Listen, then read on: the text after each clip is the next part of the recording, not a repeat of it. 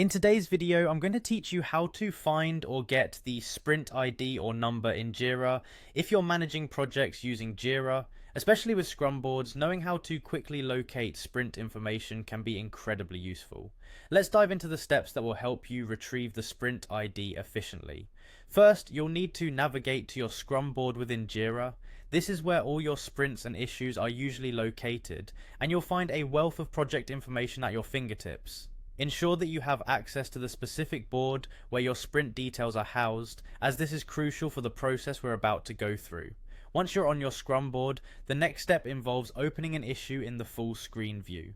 Now, the reason for opening an issue in this way is that it provides better visibility and access to the detailed information connected to the issue, including the linked sprint detail. If you're unfamiliar with how to open an issue in full screen, usually there's an option to expand the issue for a more comprehensive view, so look for that on your board.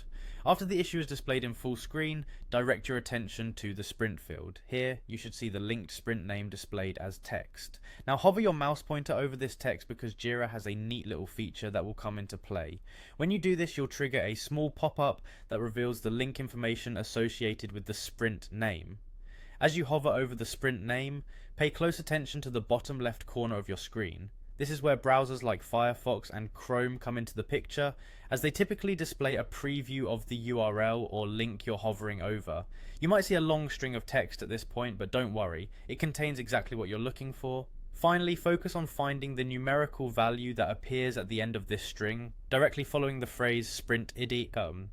This number is your sprint ID. It's important because this ID can be used in various scenarios within Jira, such as querying sprints or linking issues, providing a unique identifier for your current sprint. Remember, these steps are designed for ease and efficiency in accessing the sprint ID, allowing you to maintain seamless project management operations within Jira.